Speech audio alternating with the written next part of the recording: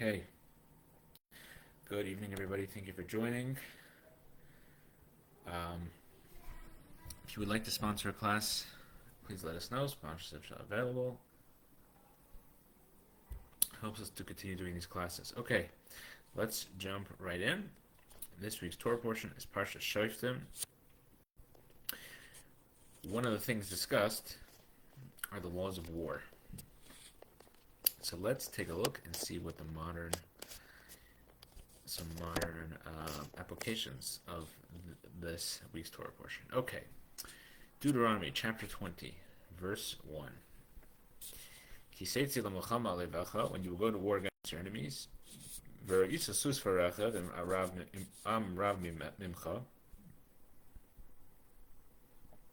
and you will see horses and chariots in a nation that is more numerous than you.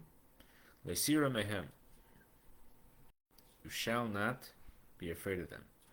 Why? Ki Hashem elakacha imach, because the Lord your God is with you. Hamalcha ve'eretz Mitzrayim, who has brought you up from the land of Egypt. Okay. Now, let's take a look at what we just said, that soldiers should not be afraid because God is with you. So why is God with you? What is the merit that God is with you? So let's look in the Talmud Sanhedrin, page 49a. Amar Rabbi Abba bar Kahana. Rabbi Abba bar Kahana said, if not for King David Torah study, Yoav, who was King David's general, would not have succeeded in battle. And if not for Yoav's battle, David would not have been able to study Torah. And he quotes the verse. The verse says, David reigned over all of Israel, and David administered justice and charity for all his people, and justice really for all his people. And Yoav, the son of Zeruiah, administered the army. So the Talmud explains, how was David able to administer the army and justice for all his people? Because Yoav waged war. And how was Yoav able to wage war? Because David was administering justice and charity. Okay, so we see here that there's this partnership between those who study Torah and those who are waging war. So, and they're dependent on each other. We need people studying Torah. We need people fighting. And the people fighting can't fight without the Torah studying. People who are studying Torah can't do it without the fighters. Let's see. We're going to use a comparison from another type of partnership. And we look in Deuteronomy chapter 33. Torah tells us that when Moses is about to pass away, he's giving blessings to different tribes, and he says to Zevulun, he said, rejoice, Zevulun, in your goings, and Yisachar in your tents. So there seems to be some connection between Zevulun and Yisachar. So Rashi explains as follows. Zevulun and Yisachar entered into a partnership. Zevulun lived by the seashore and went out to ships to engage in commerce and earn a livelihood. Zevulun would then provide for Yisachar, while the tribe of Yisachar devoted themselves to the study of Torah. For this reason, Moses mentions Zevulun before Yisachar, even though Yisachar was the older brother, because Yisachar's Torah study was made possible through Zevulun's support.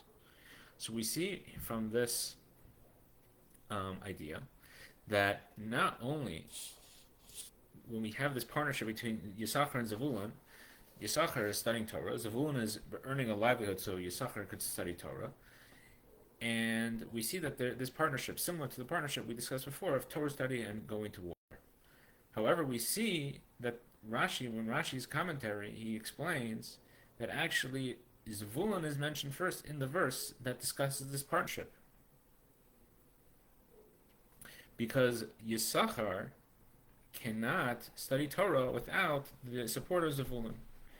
Versus what we spoke about just before, this idea of this partnership, that they're dependent on each other, but at the end of the day, Zevulun is mentioned first. So we see here that actually the same thing we could apply to this situation of people fighting and people studying Torah. And actually, the fighters, the warriors, are the people who are able to, uh, who are by them going to war and going to battle, are allow these people to study Torah, which obviously comes through them, and then they get. So it's again, it's a two-way street. But at the end of the day, the more important one, if you may say, is the ones who actually go to battle. And how much more so when it talks about a battle that itself is a mitzvah.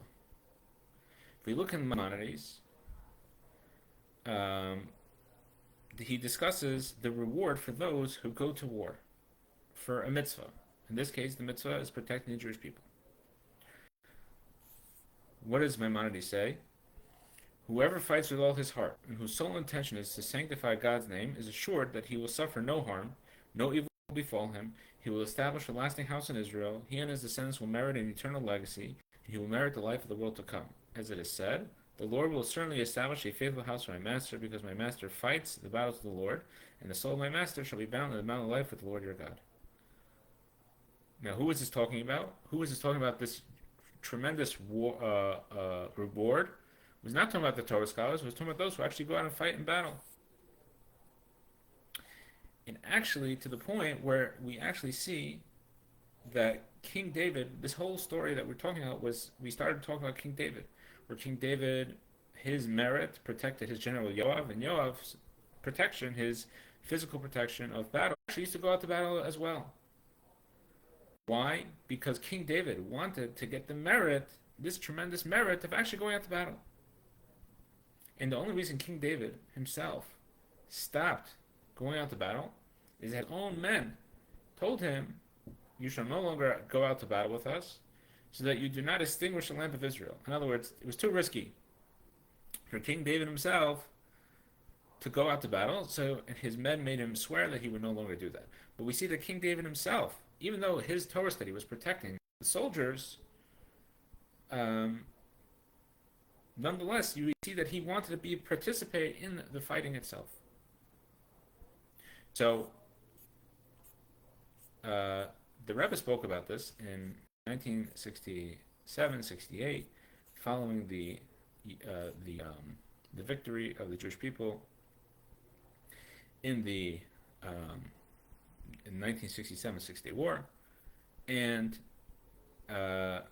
people criticized the Rebbe's words. Why?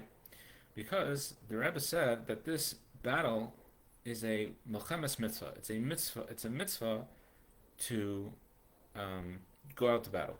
However, if you look at Maimonides, if you look in Jewish law, it seems that nowadays, it's not possible to have a melchemes mitzvah, a mitzvah war. Let's see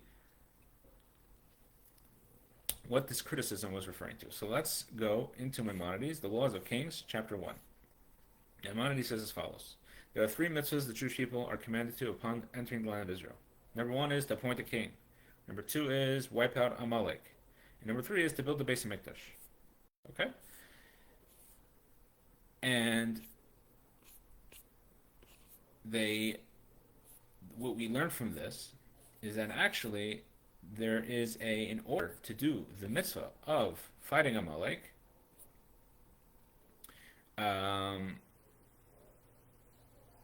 we need it. The first thing is to appoint a king. In other words, to do a mitzvah war, you first have to have a king. And since nowadays we don't have a Jewish king, it's not relevant today. And in fact, we can even go further. We look in the laws of Shulchan Aruch, the Code of Jewish Law, written by Rabbi Yosef Karo. Rabbi Yosef Karo took a very different approach to his writing of Code of Jewish Law than Maimonides. Maimonides decided he's writing a code that's going to apply to all Torah law, whether it applies nowadays or not. For example, Maimonides will discuss the laws of the sacrifices. Maimonides will discuss the laws of the temple. He'll discuss how to become a prophet and how to discern prophecy. These are all laws discussed by Maimonides, even though they don't apply today. We don't have prophets, we don't have the Holy Temple, we don't have sacrifices, etc., etc., etc. However, the Code of Jewish Law of Rabbi Yosef Karo, building on the code of his predecessor, Rabbi Yaakov, son of Rabbi Usher, the Baal HaTurim, he only writes things that apply today. He focused on practical Jewish law. Now, if you look in the Code of Jewish Law, Maimonides, Rabbi Yosef Karo does not discuss a mitzvah war because it doesn't apply. And he doesn't discuss appointing a king or any of these things. So that was the criticism that the Rebbe received for saying that that we have to be grateful to the soldiers of the Jewish soldiers who are protecting Israel, protecting the Jewish people specifically, because they're part of a mitzvah war, and we see the reward they get, and even more than the Torah scholars who give them merit. Okay, so the Rebbe pushed back on this in the next talk that the Rebbe gave, and he explained as follows. If we look at when was the first time a king was appointed, the first king of the Jewish people was appointed was King Saul. King Saul is appointed after the Jewish people, after Moses passes away. There's Joshua, there's later other people, other leaders of the Jewish people. Then there's Samson, there's Devorah, there's Shmuel, and then finally there is King Shaul. King Saul is appointed as the king of the Jewish people. However,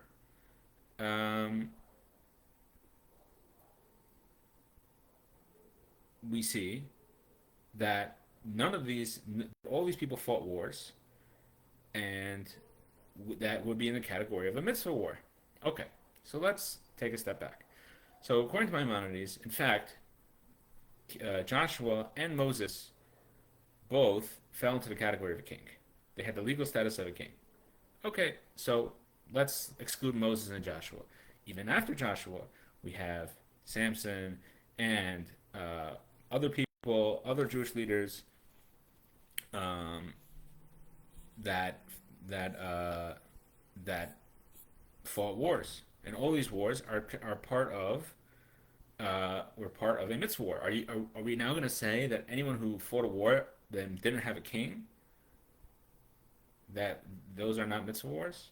And again, even Joshua did not conquer the entire land. Okay, so we have all these different wars that happened. If you look in the book of Shoftim, in the book of Judges, or we look in the book of Shmuel, Samuel, all these different wars that the Jewish people fought, are we saying none of them were a mitzvah? And none of those people who fought in them get the reward? And let's go look further in Jewish history. We have the Hasmoneans, the story of Hanukkah, the Chashmonaim. They served as kings. They were not, however, descendants of King David. Therefore, they were not legally, from a Jewish perspective, from a religious perspective, they were not legally supposed to be the king. So we're saying that the people who fought in the Hanukkah story, they also didn't do a mitzvah? What's going on over here? So the Rebbe actually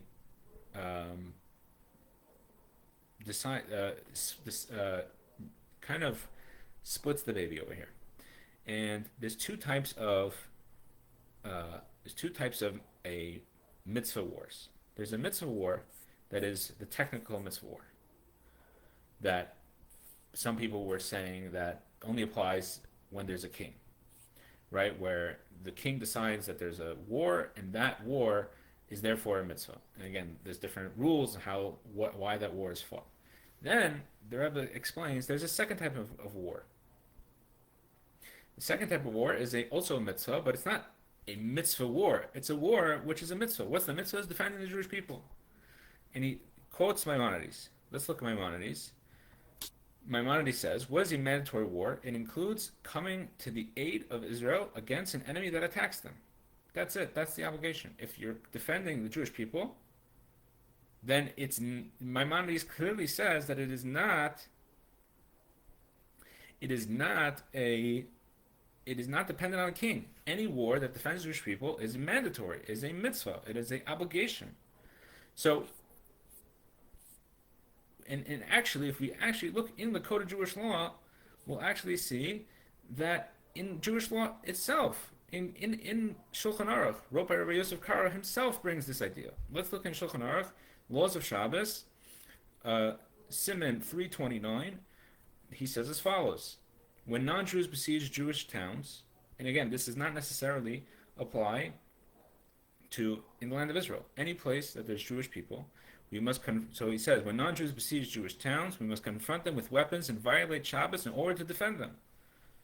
If the town is located near the border, then even if they only come for hay and straw, Shabbos may be violated on their account, lest they capture the town, and this will make it easier for them to conquer the rest of the land.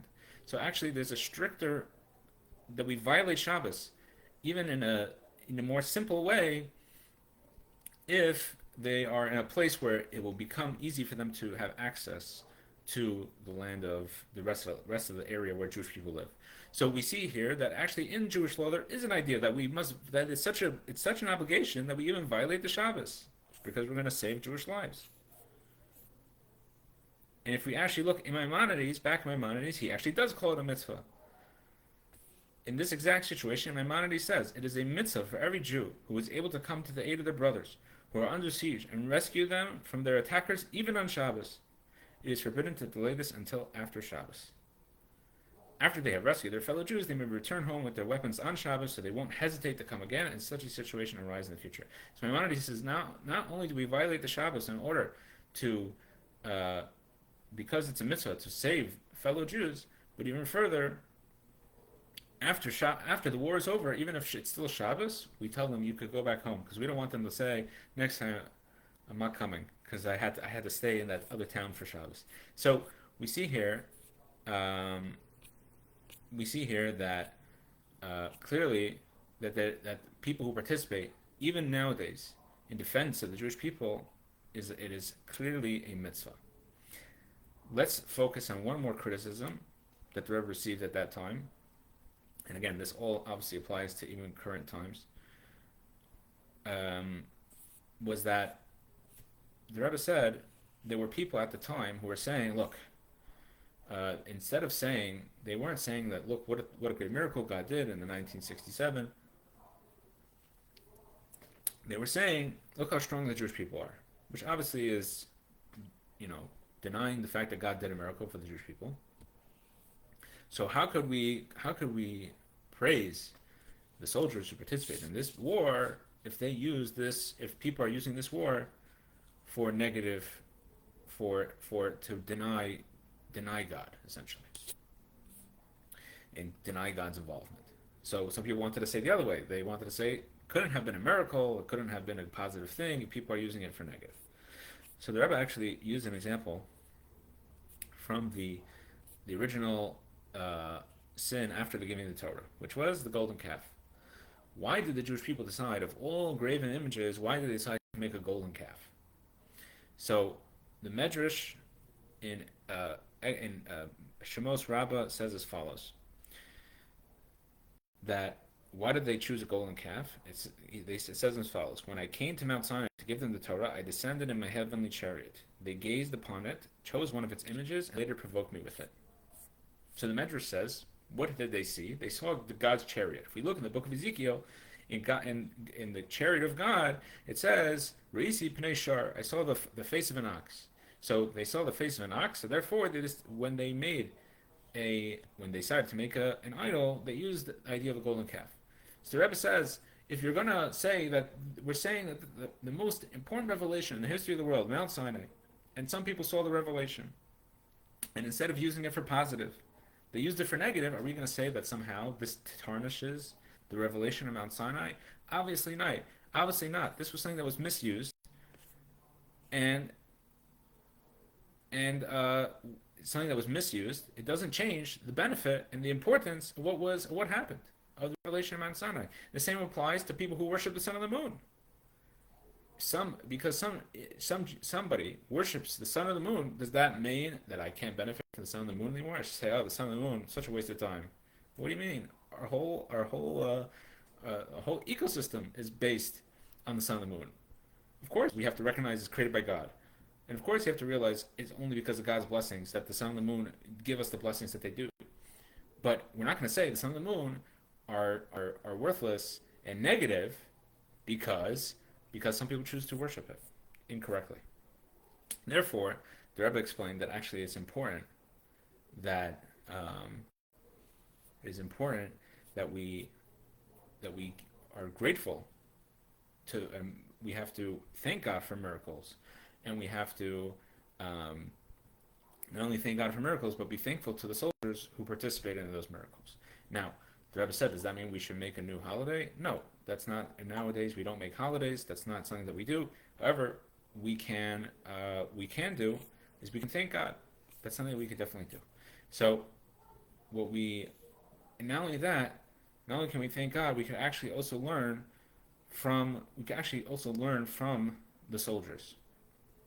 Number one is we can learn from the soldiers um, how, in general, in the military, one of the foundational principles of military service is following orders, which obviously, when it comes to Jewish life, the first thing we have to do, like we said by Mount Sinai, Naaseh v'nishma, we will do, and then we will understand. We have to do what God wants from us.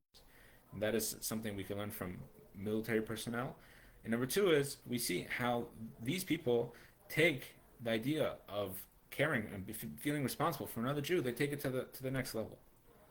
And how every single Jew affects another Jew. We could see this literally in the military service that Jewish soldiers use when they're protecting others. So, in conclusion, we see here that from this week's Torah portion, we talk about the idea of a mitzvah war. One, it does apply nowadays because it is something that maybe not the mitzvah war of the times of King David, where about conquering land, etc. But the idea of defense of Jewish people definitely applies nowadays, and not only that, that it's something that that that Torah study protects them, but how much more so that they are protecting Torah study, and we have to be grateful, we have to be thankful to God, and we have to recognize the miracles that we see every single day. And God willing, with the coming Mashiach, we will have no more war. We'll only have